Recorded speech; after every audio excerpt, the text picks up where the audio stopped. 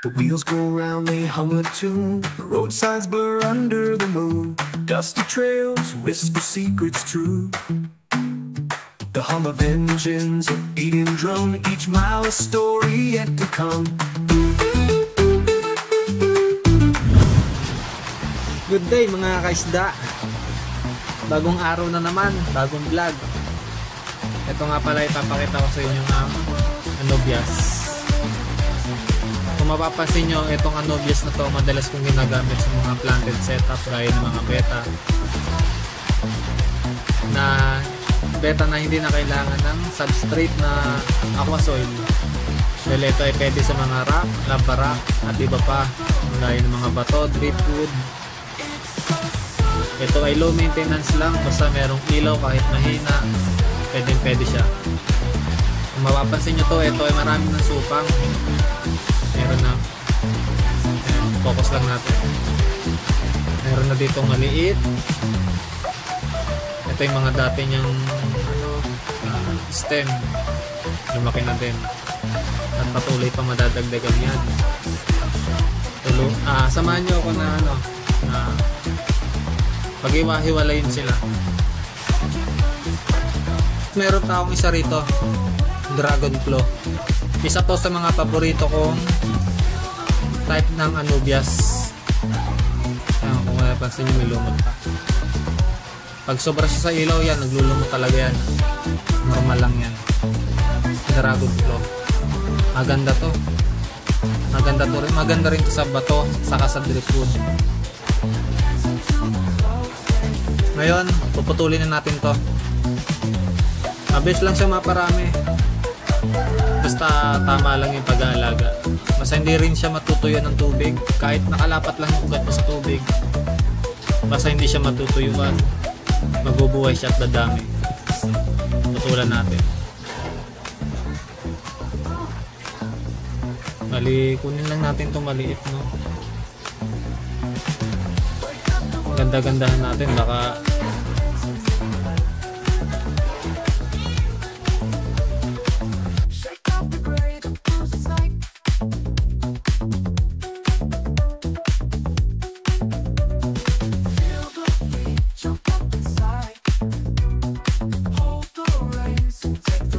ayan, napag-iwalay ko na.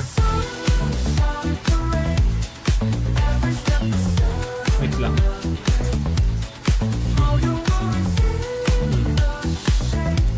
May tatlo na tayong paparamihin. Ganyan na magparami ng Anubias. Basta pagka nagkaroon siya ng panibagong stem, antayin nyo lumaki ng kaunti bago putulin.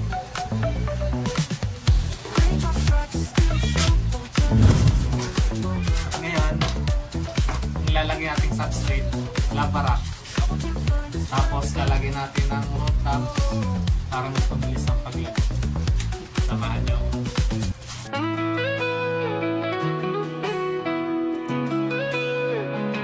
Konting paraiso, konting paraiso.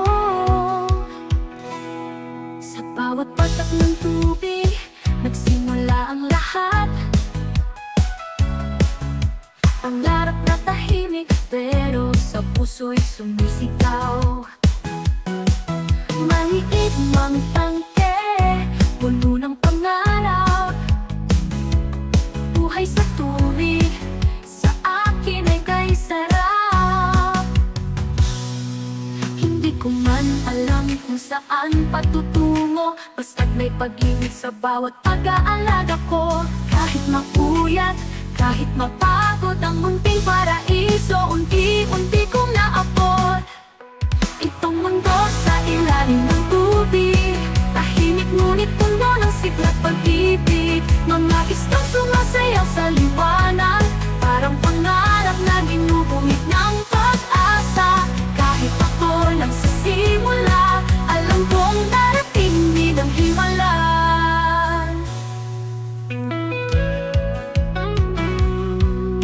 Nakita ko ang tapang mong harapin ang mundo. Sa bawat isda may... Bago ang lahat, share ko nga pala etong crayfish ko. May gags.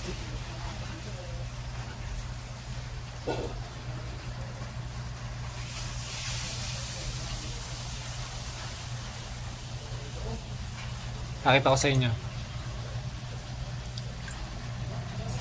Meron na siyang itlog sa may buntot. Ayan o. Yan. Antayin na lang natin siyang pinipitik. Antayin na lang natin siyang similihan ng barako. At ito na, yung naugas natin lang barako. Nilalagay natin dyan itong dragon claw, saka mga anubias na pinagputol-putol natin.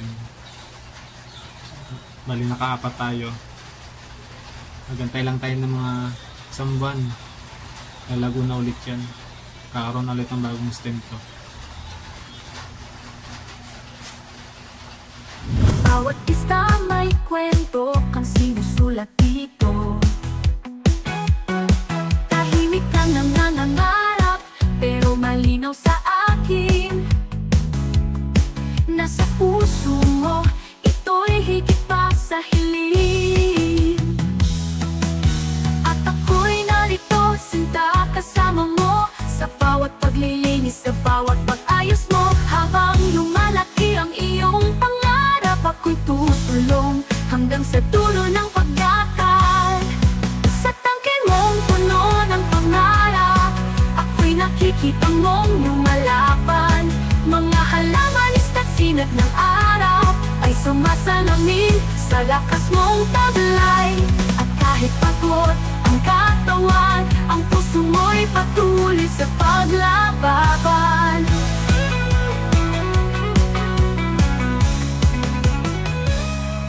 Sa bawat paglangoy may pag-asa.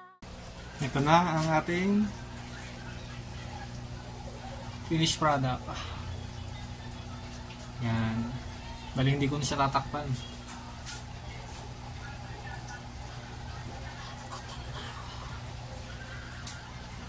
Maraming salamat sa panonood. Bye!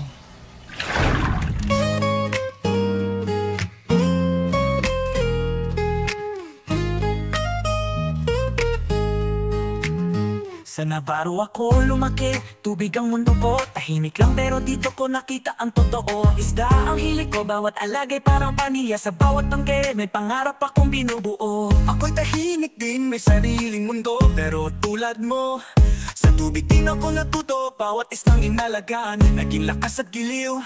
Natila ba sa bawat paglangoy, puso ko'y gumagaling. Pangarap sa tubig, kwento nating dalawa. Bawat alon ay pag-asa, bawat bula ay tala. Sa panalangin